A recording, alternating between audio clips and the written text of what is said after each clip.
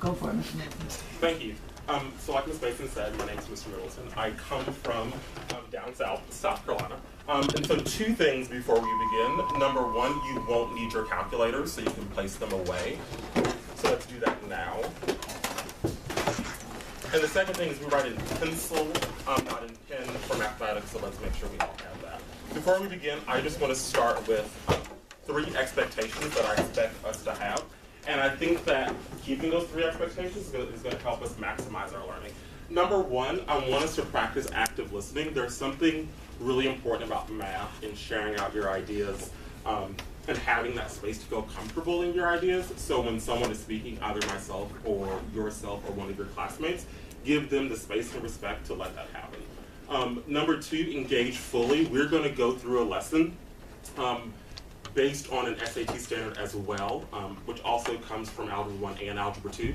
So I want, even if you've seen these things before, I want you to engage with them, share out your answers when that's appropriate. And then the third thing which goes with that is, how do we share out? We share out by hands.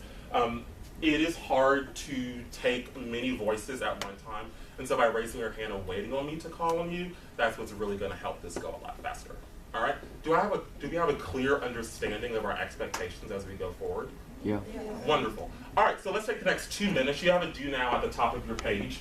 I'd like you to take 2 minutes to do that. And our time begins now.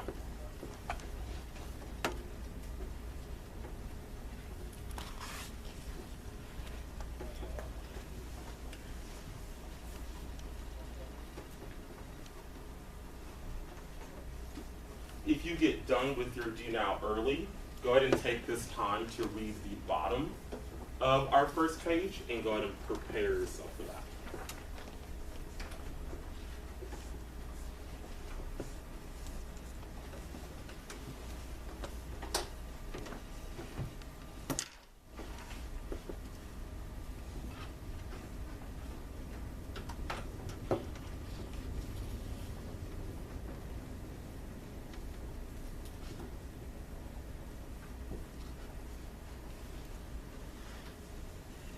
We have about 1 minute to go.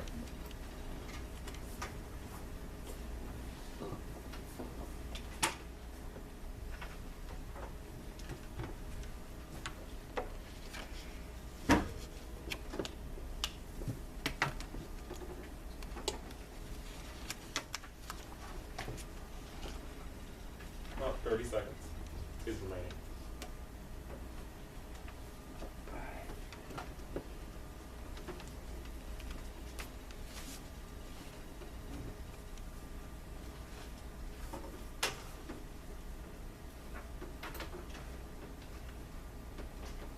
And with that marks our time. Take the next 30 seconds to talk to your elbow partner about the 2 answers to those 2 questions. Your time begins now. Y equals mx plus b. And so we could the second one be towards 15 seconds left to go. You don't have to give an or example. just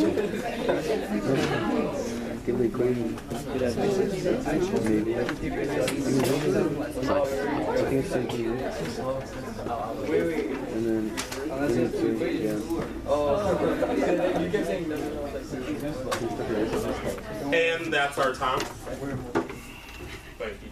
So I like to see at least 5 hands in the air. Who has an answer to question number 1? What's the equation of a line in slope-intercept form? 1, 2, 3, 4, 5, 6. I've seen something on everybody's paper, so we should have more hands in our air. It's all right to guess. Let's see. All right, let's do it. Yes, sir. What do we get? I said y minus y1 equals b, parentheses x minus x1. Who got that? Raise your hand. Who got something different? So I'm going to go to you, yes, sir. So what did he just give? That was point slope intercept form. Okay. Point slope form. And slope intercept is y equals mx plus b. Right. Y equals mx plus b. Good.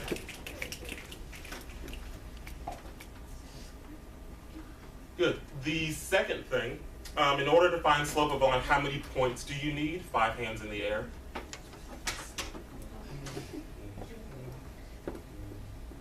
Yes, sir? got at least one.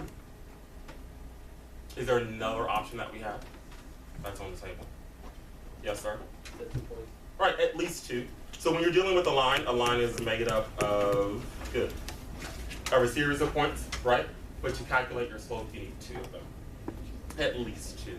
All right, let's begin our notes for reference. So how this section goes is that we're going to walk through a few things that, that will guide us in our discussion today. So point number one, slope is referred to as the rate of change, right? But there is an equation to find the slope between 2 points, and that is m is equal to y2 minus y1 over x2 minus x1, right? And what are those? x1, y1, and x2, y2 are what? Points in our line. All right? If two things are linearly related, height and weight, hand size and shoe size, right? We can represent them with this equation down here, right? Y equals mx plus b. What does this m stand for in my equation? Hands. Who has an idea? Yes, ma'am? Slope. Yep, slope. The equation which we have here. And what does this b stand for? Anyone have an idea? It doesn't start with a b, but that's okay. Yes, sir? The y-intercept? Yeah, the y-intercept. Good. Yes, snaps for that. That's cool. Y-intercept, right? We also can call this my starting point. That's cool too. All right. The last one is something that you know intuitively to be true, right? The total cost of something is just defined by the small pieces that you have, right? So let's say if I were to take the first cost and add the second cost, and if I add all of those up, I get my total cost. When you throw in a party, right? You add the cost of the food and the invitations and all that stuff, right? You get your total cost. All right, all of those seem not really related, but let's tackle that. All right, you should be done with that first page. Let's flip to our second.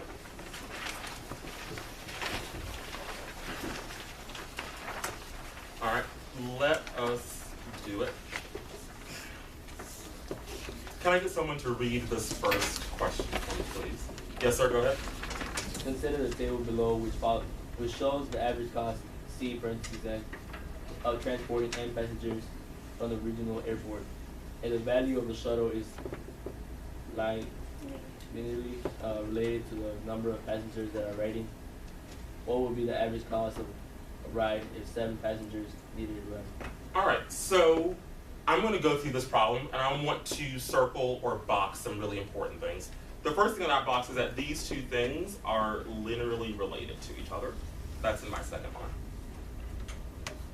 All right, and if I know these two things are linearly related, what equation can I use to model that? Which comes from our first page. Yes, sir? Y equals mx plus b. Y equals mx plus b. All right. So the first thing I'm going to do is I'm going to find my slope between 2 points. So let's take 2 points from my table, 1 and 4, and 2 and 7. And I'm going to calculate the slope between these 2 points, and I want you to also do that on your paper as well. My formula is m is equal to y2 minus y1 over x2 minus x1. Remember, x and y are just points that I've chosen from my table. So y2 is 7 minus y1, which is 4. All that divided by x2, which is 2, minus x1, which is 1. Then what do we have? We just have a fraction and simple division, right? So 7 minus 4 gives me 3 over, which simplifies to, right? So now that I take that 3, which is that m, and substitute that back into my equation. Y equals 3x plus b. All right? I do not know what b is, correct, that y-intercept, but I can use a point to solve for that. All right? So I'm going to take the first point, 1, 4. All right? And again, x and y are just those coordinates. So here, on my point that I chose y is 4, I'm going to substitute that in. 3 times x, which is 1, plus b. All right. With that being said, if 4 is equal to 3 plus b, what is the value of b then? Say it louder. 1. Thank you. B is 1. With that being said now I can write my full equation. Y is equal to 3x plus 1. Now, did I solve the problem that I was initially after? Yeah. Who says yes, I did? Raise your hand. Who says I still have something else to do? Good. What's the other thing I need to do? You need to find the average cost for 7 passengers. Right. So 7 is what? My x or my y? X. My x, right? So I'm going to plug that in. Y is equal to 3 times x plus 1. 3 times 7 gives me, plus 1 gives me. That's right. So y is 22. All right. To me, that's not enough, right? What does y represent? It's the cost, correct? So you need the context. If 7 passengers ride, it will cost $22. All right? The variables don't mean much if there's not a context to go with them. All right? How are we? Good? Good. All right. Questions on that first one? You'll get some time to practice with that. All right, let's move on to this second question. To show appreciation, Alice purchased concert tickets for his friends at $55 a piece, backstage passes for $100 a piece, and paid $25 for a parking fee. If Alex spent a total of $500 and purchased 5 concert tickets, how many backstage passes did he buy? So the idea is that they should be the same, right? You buy 5 concert tickets, you buy the same number, right? If you want to be friendly, but I wasn't in this case. So let's do it. So this is a total cost problem, which means what? If I add the number of tickets, the price of that, and I added that to the number of backstage passes, and I added that to the parking fee, how much did I spend in total after that? $500. All right? So that is the total cost kind of equation set up there. So how much were each of my tickets in my problem? $55 a piece. Thank you so much. All right? So I'm going to write that as 55 times T, as T represents the number of tickets that I bought. I'm going to add that to my number of backstage passes. How much is each backstage pass in my problem? 100. 100. Thank you so much. So I'm going to write that as 100 P plus, and then what's my parking fee? What's my one-time parking fee? $25. Thank you so much. And again, if I add that all together, I get $500. All right, you should notice 2 things. Number one, you have 2 variables, the variable T and the variable P, right?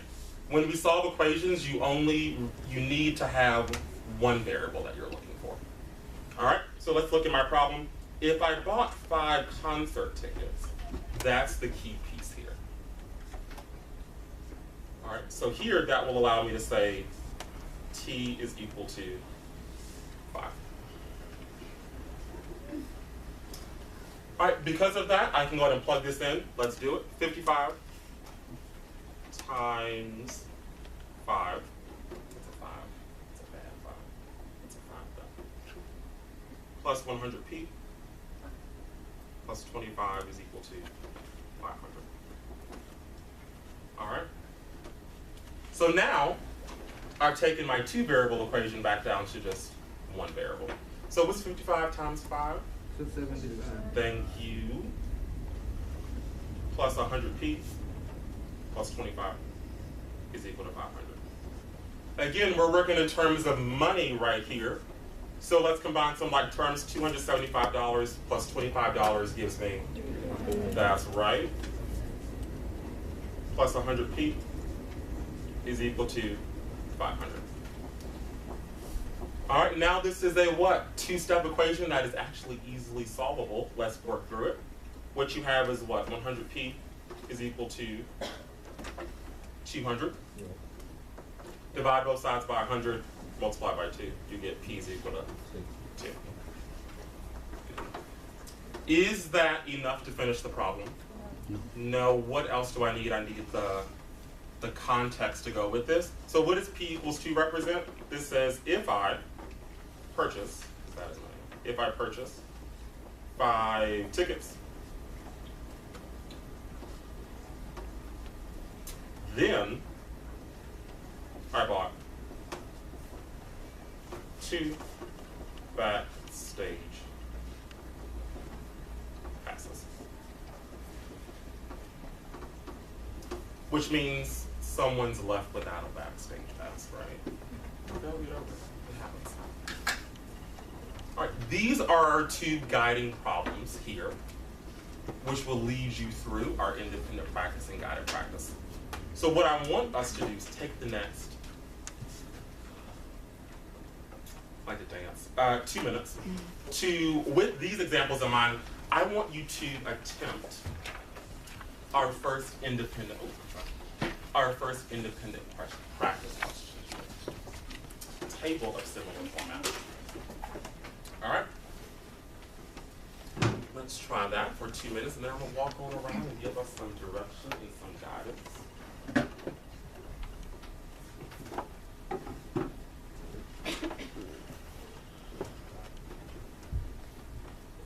So again, we start by reading our question. So what is our question saying?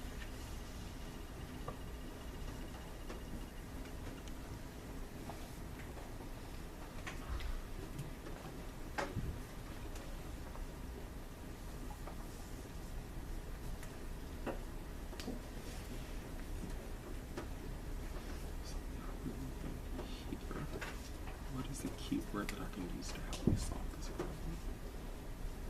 Or a phrase or something. And because of that, what do I know that I can use to model the situation?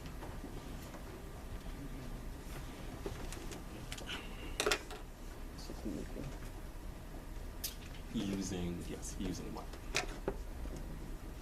So what equation can I use to help me show the relationship between these 2 things? Just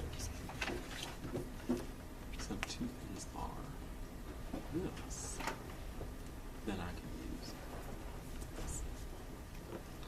So are these 2 things linear related? Which means I can start this equation. But this equation has 2 parts, right? Slope and that. So start with calculating that part.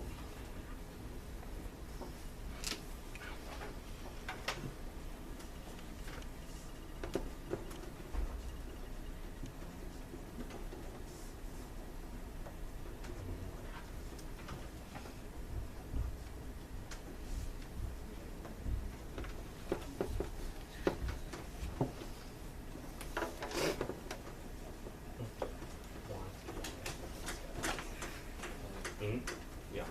Good.